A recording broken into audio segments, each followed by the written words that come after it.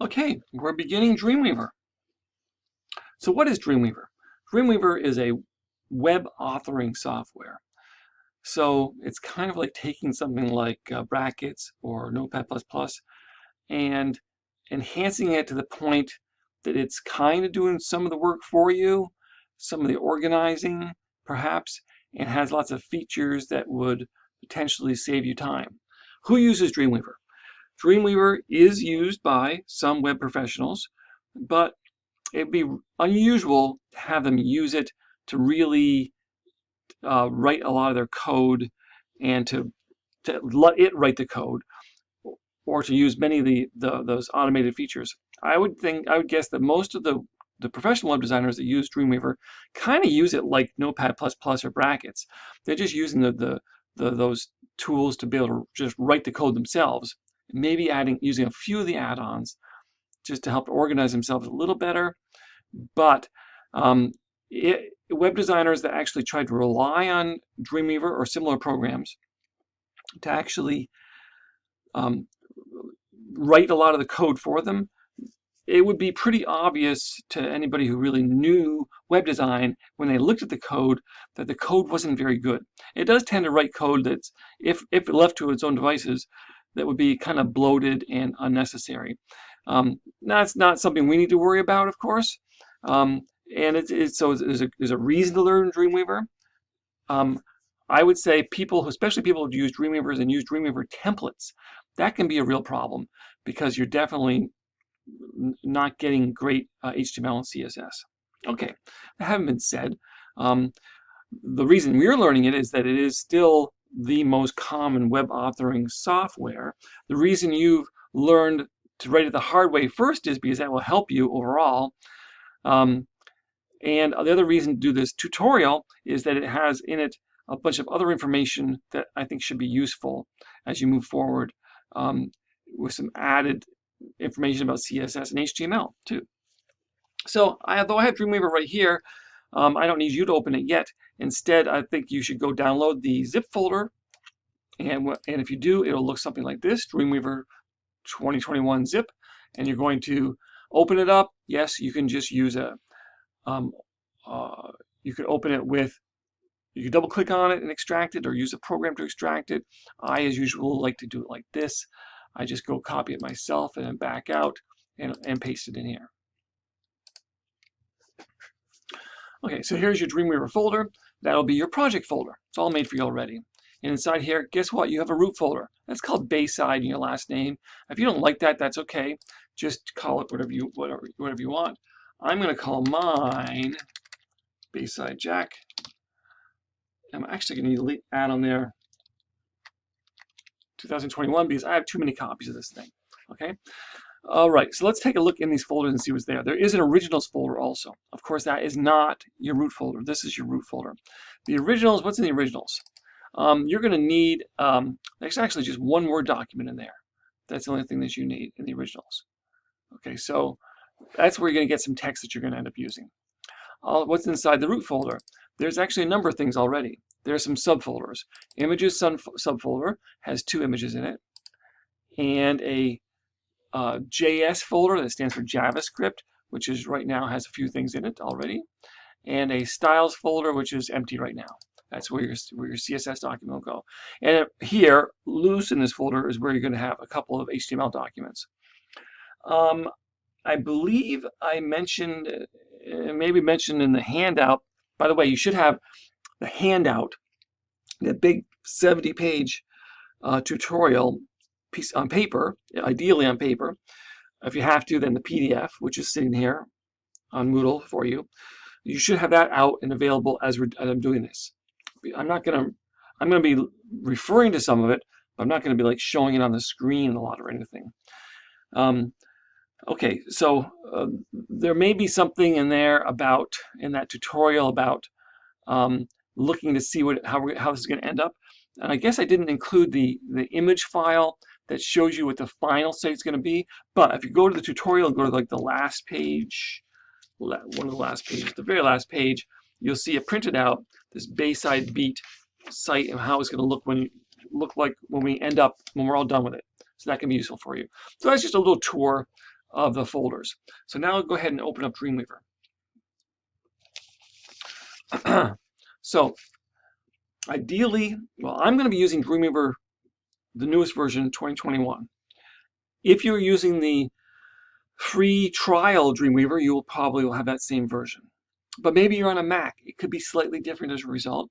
If you have your own version of Dreamweaver, then I'm not really sure what version you have, but hopefully it's pretty new. It probably should be. It should be very similar. If you're in one of the labs, you have a 2020 version, which is still very similar.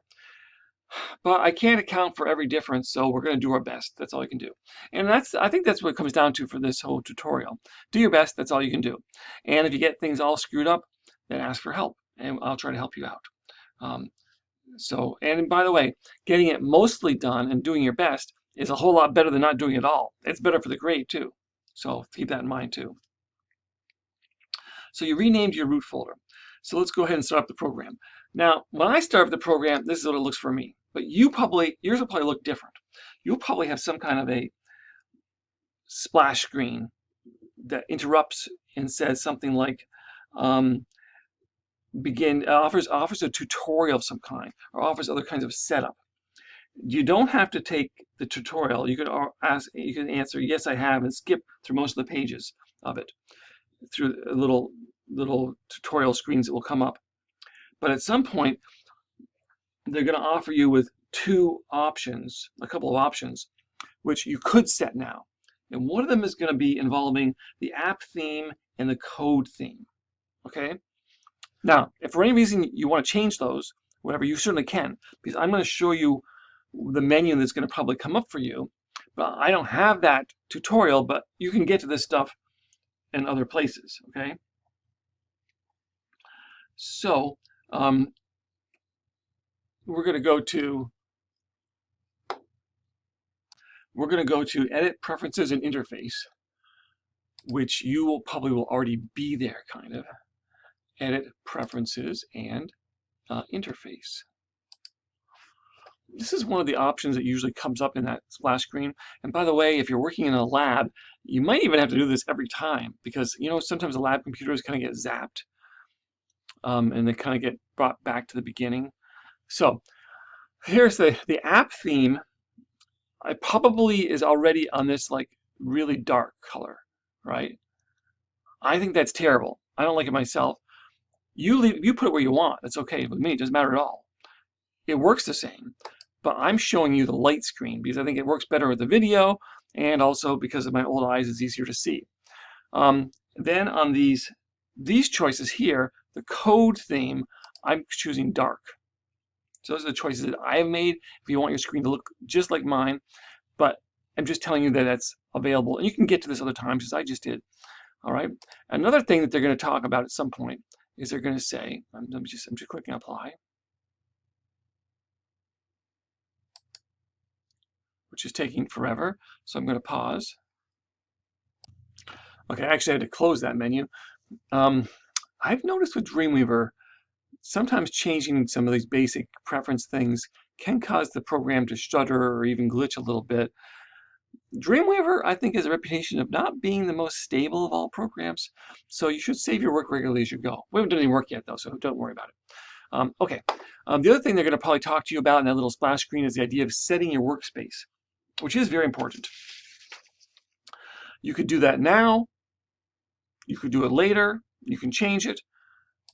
I'm not sure how it's going to be set for you to begin with, but you want it to be on standard, okay? But there's a problem.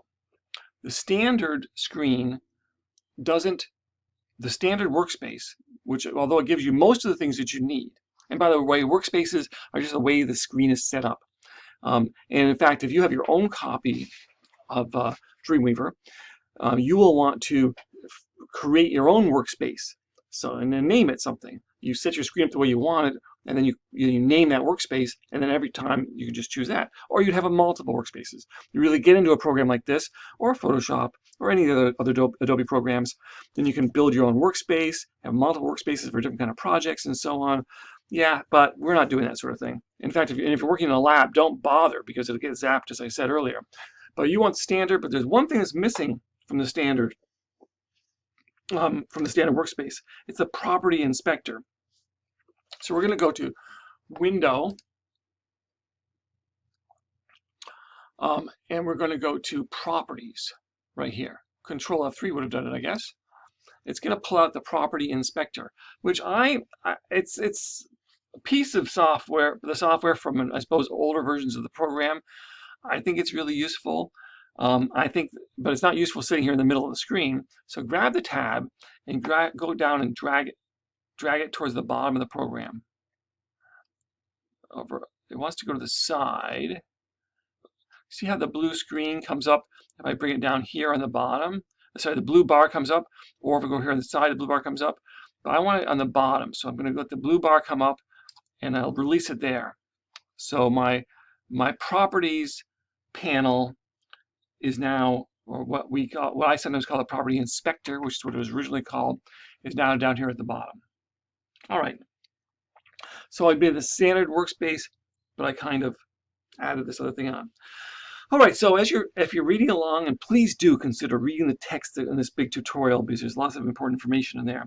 If you're reading along now on page 3, you'll see I say, setting up a site. Common beginner mistake is to start working on web pages in Dreamweaver without defining a site. Site definition, okay? That's what I call it. Site definition is one of the big advantages that Dreamweaver gives you. It helps to keep track of your files and folders for you.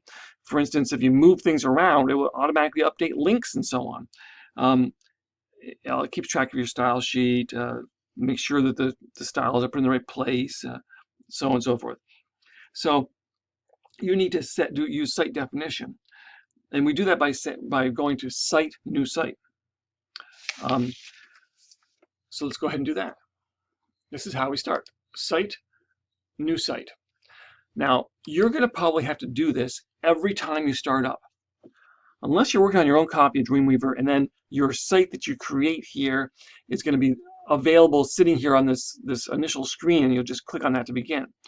But if you're using either boldly going forward to try to use the virtual lab, or just using a regular lab, then that won't be the case.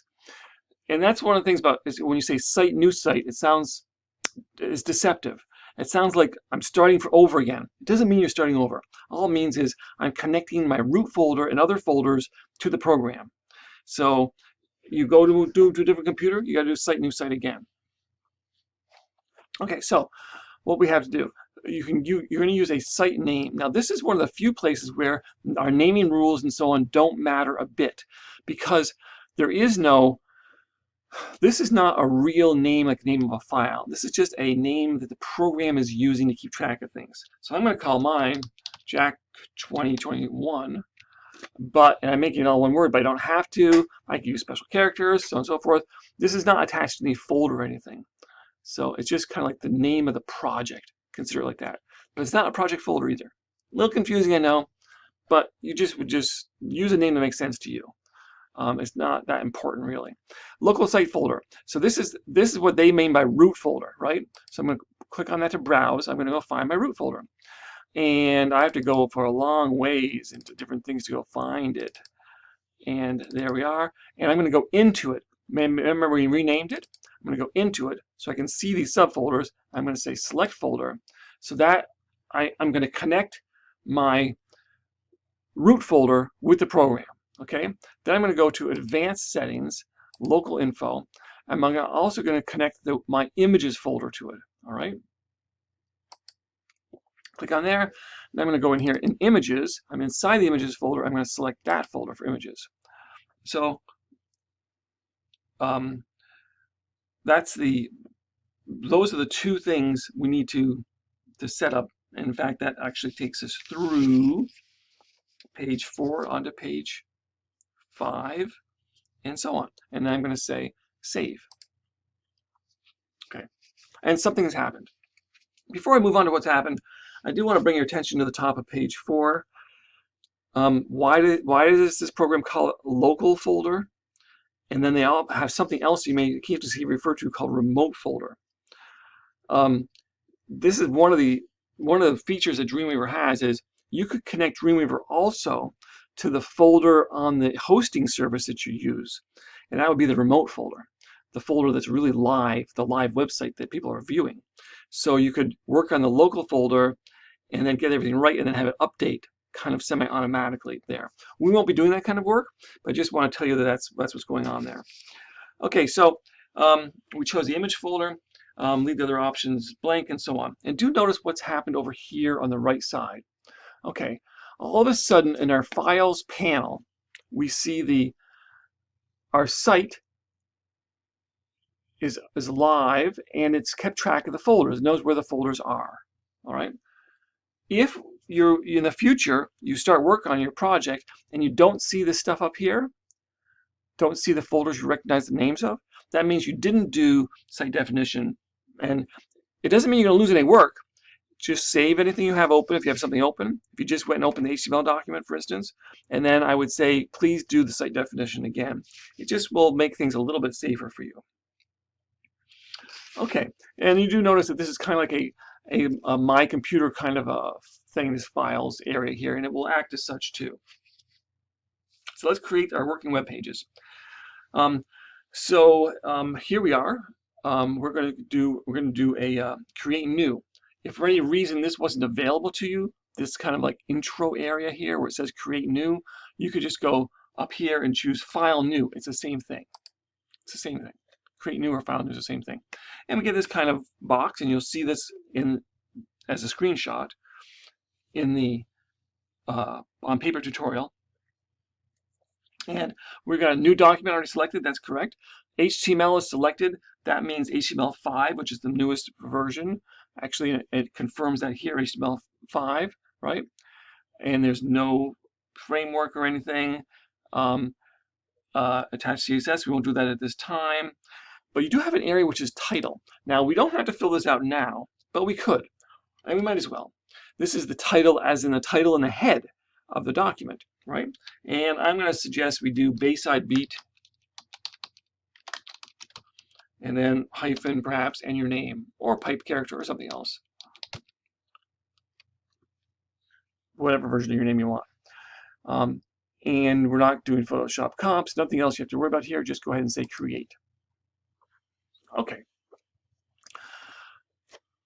This takes a moment. The program is working. You'll notice, okay, that it's come up. It's showing it as untitled. This is the actual document here. A couple things going on in the screen here. Notice we have a code view, a split view, and then something called a live view. And the live view has a live in design area here. So these are different ways of viewing the website. You will recognize code view because that really is just like you're starting up a regular document in brackets in Notepad++. Oh yeah, the colors are different and so on, but you could use this program just that same way. Okay.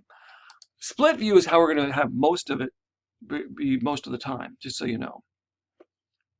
So we can see the code, and then we can see kind of what it does as we go along here. All right, so we need to save this file. So we're going to say file save, and we're going to make sure it's putting it in our local site folder, but it almost certainly will if it's acting properly. And we're going to name it index.html. Save or save as is the same here because it's the first save, and I can just type in index, and it will put the HTML on for me, and I can see it's putting it in the right place. If I didn't see this was the right place, I could click on site root for it to go there, because it should know because of our site definition. But I just say save, and all of a sudden I see my file showed up over here, index.html. In the future, if I ever close this file or something, I could go over here to index.html, and I could just go ahead and double click on that, and it would open up. Okay, so we did file new, so we did the save and so on. Now we're going to make another file. Now we can just do the file new to make another one. We'll leave all this stuff the same. This time we'll leave the title field blank. We'll see a different way we can enter it. We're going to click on create.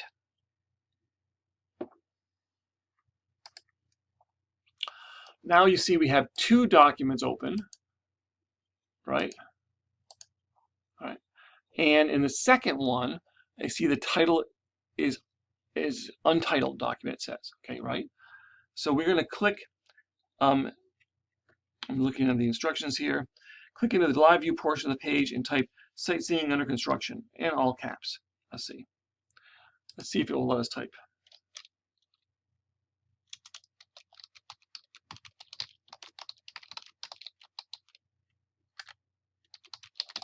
Okay, so this is going to be a page we're really not going to do anything with.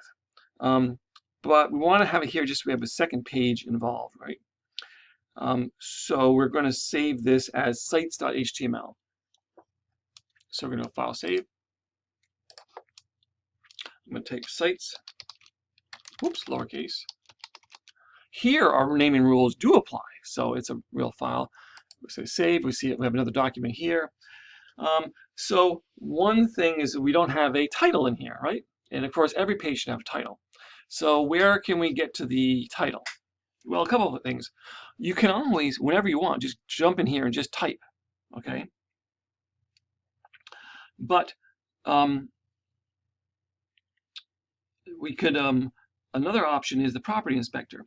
And that's the first time since we went and got the property inspector, let's go ahead and use it.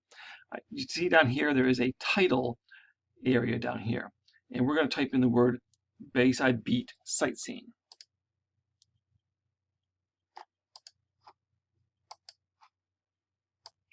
Oh, sorry for that little pause.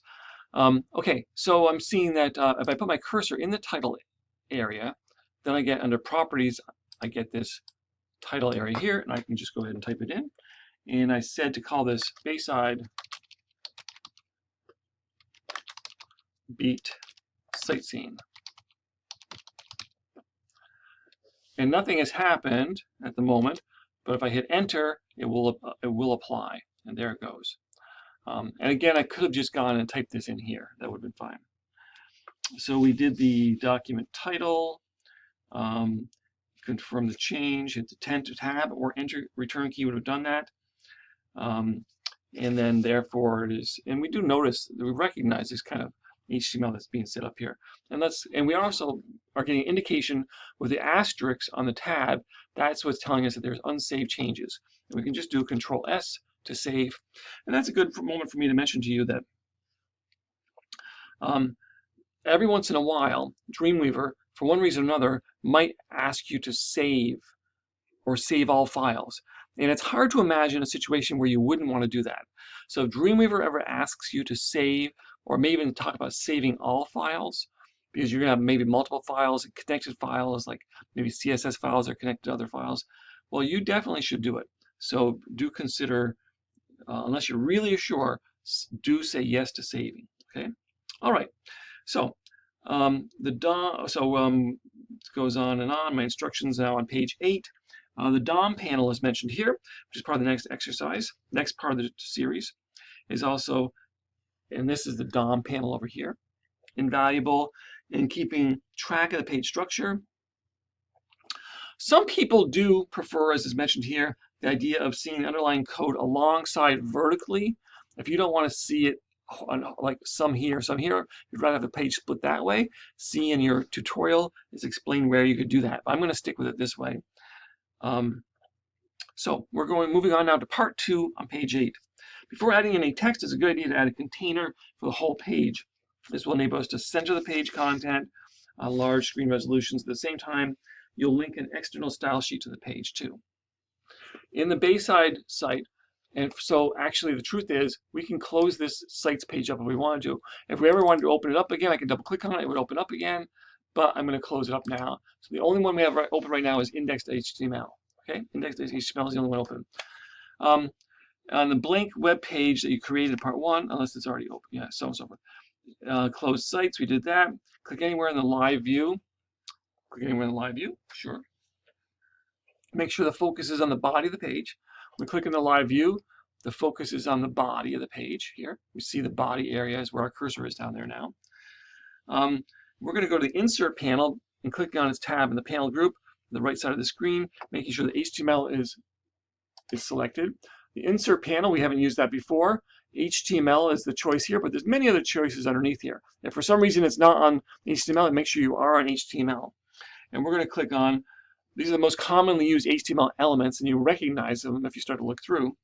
We're going to choose a div, the first thing on the top, and it's going to insert a div element with some placeholder text. So I'm going to click on div, and what has happened is it has put in a div, open the div, close the div, and it puts some text in there, right? So it's showing me the result of that right there. This placeholder text is displayed in live view, surrounded by the light blue boulder, as you see there. Blue boulder has a tab with the name of the HTML element. It's just a div right there, see? This tab is called the element display. The element display. The div is a generic, as you should know by now, a generic grouping kind of container that has to be styled in CSS to make it useful. To identify it, we need to give it an ID. Since this div will contain or wrap everything, we're going to call it wrapper. So we're going to click the plus button on the element display. Okay. This opens up a field where you can add a class or an ID. Type hashtag wrapper in here. Hashtag because it's going to be an ID. The word wrapper, just because that's tradition, tends to be what we call a div that goes around all the content. And then if you hit enter or tab, all right, it's going to give a pop-up panel appears alongside the element display, prompting you to select a source for style rules for the ID you've just created. This isn't going to happen every time. It's going to happen. This happens this first time because it wants to know, hey, you're going to connect some CSS to this? If you're using an ID, you almost certainly are, right? So where is the CSS? It wants to know, right? So we want to create a new CSS file as shown here. So it says define in page. That would be embedded or create a new CSS file. And that's what we want to do, a new CSS file. When we click on that, we get this create new CSS file window here, dialog box. We're going to click on the browse button on the right side to open the style sheet as a where we want to tell it where to put this, right? We're going to find the styles folder. There it is, styles folder, and we're going to name the file. We're going to call this responsive. Doesn't really matter. But if you want to do the same thing I'm doing, you could call this responsive. That's what it says to do here. That's what I say in the tutorial. Click on the name field. We're going to click save. So we're going to click save here. And we're going to click, it's using a link, which is the same way we did external style sheets before. We're going to say OK. And what's happened? It's given a link to a style sheet right here. You should recognize that kind of code. And if we look back at our files panel, inside the styles folder now, there is a misspelled responsive. Hey, look at that, I misspelled it. That's funny. Okay, well, we can change that later. It doesn't really matter. It's just that it be a word that we recognize. Okay, so now that we have the, so we click away from this to close this area here. That sort of thing. Okay, good. Now the opening div tag in code view has the ID attribute, so we can see that the div now has an ID on it too. See that right there? And you'll also see something else that happened. Look, we have a source code and a CSS code button here on the tab. So if we're in index.html and we're working on the source code, we click on here. But if I want to work on the CSS code, I would click on that.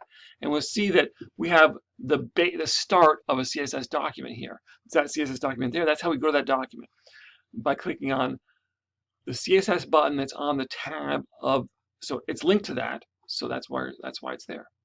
Okay. So I click on back on source code, and back here I am. All right. So we showed you that. We just created a couple of lines of it. Notice that the selector in the style sheet begins with a hash. That's indicating we'll style element with the same ID. Yes. You'll add style definitions for the wrapper div in part 4. Part 4 is when we really get into the CSS of this. We're right now in part 2. We're going to click on the source code to go look back again. We just did that. We're going to check the code in the section. We could go see the link to the style sheet. Yes. The file names have asterisks on them. Both of these do have, this has an asterisk on it, and then the responsive does also. So we could say save. If we say save all related files, it's going to save everything. Now the asterisks go away. So that's good to know. So let's add some text directly in LiveView. Dreamweaver's LiveView uses Chrome embedded framework.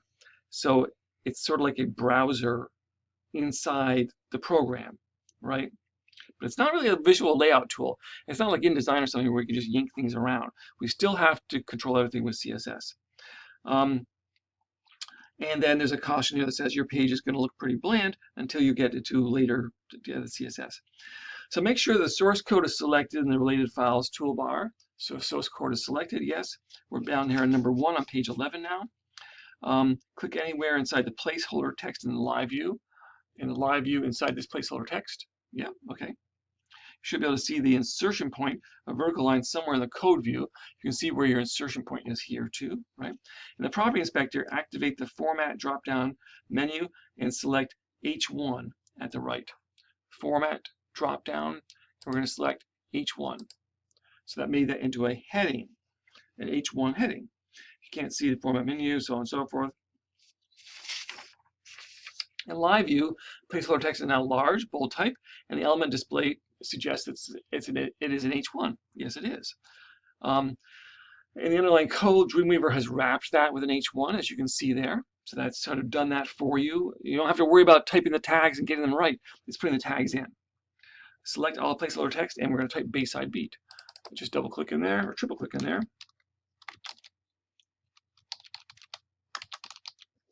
Bayside Beat. And we click away from that orange editing border to exit the edit mode. So Bayside Beat is now in there. In code view, the text between H1s, so the code view is updated to be the same, right? If you're not careful, oh, here's a caution. We're on page 12 here in step 7. It is true, every once in a while, as you're adding text and doing stuff, do keep an eye on the code view. One of the little problems that Dreamweaver has is that it can sometimes stick in some stray characters. And the most common one is a non-breaking space, a NBSP. So then you'd have to go in there and delete it. I don't think that's going to become a problem for you, but just if you've seen something like that pop in or anything you don't expect, you may have to manually go in and delete it. Some strange special character code. Next, you add a list of bullet points that will later be converted into a navigation menu. In HTML, bullet points are called an unordered list, as you should certainly know by now, and are wrapped in UL tags. To create an unordered list in LiveView, you need to start with a paragraph. So, with the H1 heading still selected in LiveView, from the Insert panel, select Paragraph from the HTML category. So we're back on the Insert panel, okay, with the H1 heading still selected. Click on the H1 so I can see that selected. I'm going to go to Paragraph, and then it's going to give us this Position Assist dialog box, this little guy here. It's sort of saying when we pick a new character, do we want it to come before? Do we want it to come after? We want it to come after, so we click on After. So put the paragraph after that element that was selected before, in other words. And it gives us some of that placeholder text also. Honestly, was that a lot of trouble to put a paragraph in? Maybe. Of course, you don't have to do it like that. You could have just gone here and typed in open P and close P. That would have been fine too. So you can actually just always put your cursor, or you just put your cursor there and just take it immediately where it is shown, without having to do that whole process. With the paragraph still selected in LiveView, convert it to a bullet point by clicking on unordered list icon. So we have that paragraph still. It's kind of selected here. And we're going to go down to, we're going to look at this list here and click on unordered list. And now it's made that item into a UL with it. That item has now become a single LI. Okay. And now we are going to double click inside the placeholder text, enter edit mode, select the placeholder text and replace it with the word home. And we hit enter. And then we're going to do also dining, enter, events, Let me put a capital D there. And was there one more? Yes. Dining events. Well, actually, after home was supposed to be sites, wasn't it? Dining events and lodging. Yeah, sure, lodging. So this is kind of like a travel, tourism, promotion site for this place. Bayside. So click away from the orange border exit edit mode. Should now look like the illustration below. If you look on your text and in your handout, you will see what I mean. And your screen should look kind of like mine, in other words. And if you want to look at it in more detail, you can go into your text there. So now we're going to go into your paper tutorial. Now we're going to copy and paste text from Microsoft Word. Dreamweaver is not a word processor. Typing large amounts of text here would be a bad idea. Usually, when you're developing a website, you type the text someplace else and go paste it in here, right? However, there is a little advantage here. Dreamweaver does kind of understand some of the formatting of Word documents. So if you actually formatted your Word document correctly, some of that could carry through into Dreamweaver. And that is an advantage you don't have in Brackets or Notepad++ or so on, right? So this is not the same thing, though, as taking a Word document and saving a Word document as HTML, which creates lousy HTML. So what we're going to do is we're going to go to the originals folder and look for the index document. And here we are, and it's back in here. It's originals folder and index. Open it up. Turn to Dreamweaver, make sure that the unordered list, not just one list items, is selected in code view. You can select the entire element by clicking anywhere inside the list in live view and clicking the UL tag selector at the bottom of the document window. Okay, while Word is opening up, let me show you what I mean by that. So I do hope it really is important for you to read the text in the handout and listen to me. And there's more stuff in the text handout. Sometimes I skip over a little more quickly, but please do read. So if we click anywhere in here, in this list, okay, look down here on this, I can't remember the name of this bar is. Essentially, it's showing us the related elements that are nearby. And you see it's showing us all the elements we've made so far. Body, div, name wrapper, UL, and LI. LI is what we're in right now. If I want to select just the entire UL, I click on UL there, and it is here in the code view, you see it is now selected the entire UL. That's where we'd like to be at this point. That's right, this is called the tag selector. And we just did that. Okay, good. Now look at the selection and code view and move your cursor to just after it. So just after the closing UL. So if I just click here, just after it now, that was just a long ways to get to just after it. We're going to select edit and paste special, or use the keyboard shortcuts Control-Shift-V. This brings up a special code. Oops.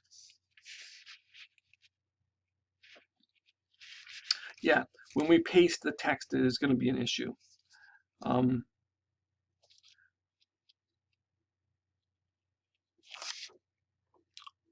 Okay.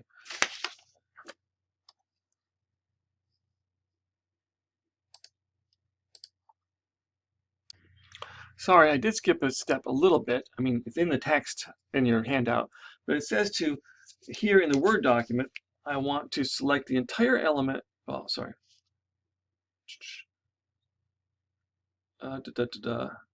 Where are we? Word. All the text to the end of the copyright notice. Okay, so we're going to take it all. We click all this text to the end of the copyright notice, right to there. Not the caption stuff. That's separate. So I'm going to copy this. Now we're back here in our Dreamweaver. Good. And our cursor is in the right place. We're going to paste, but we want to do edit, paste special. Edit, paste special, which is Control-Shift-V. And here, if you can look on your handout, and you'll see that we want the third button clicked here. That is correct. And the cleanup is fine. Text with structure plus basic formatting, bold and italics. Okay, and then we're going to click OK. Okay, so what happened? Let's look in here and see. We have added a whole bunch of text, a paragraph and an H2, a paragraph, a paragraph, a paragraph, an H2, a paragraph, a paragraph, all kinds of text.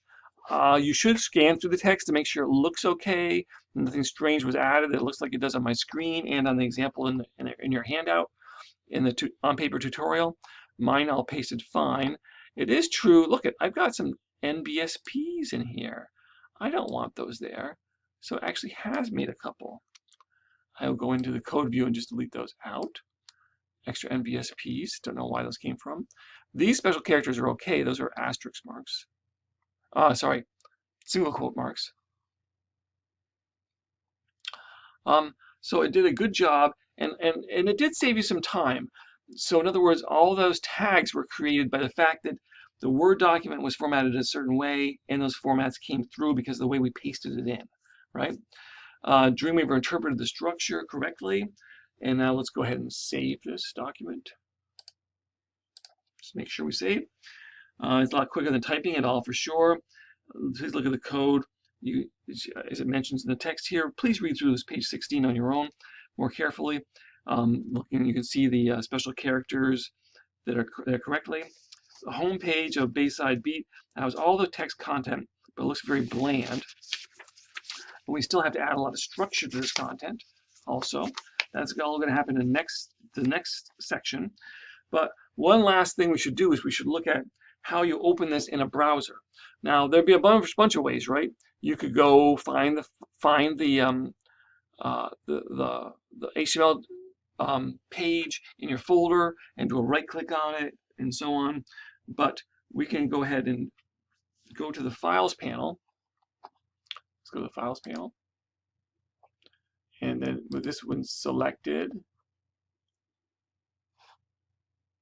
as I was saying, with this one selected, do a right click and choose Open in Browser and select the browser you want, Google Chrome.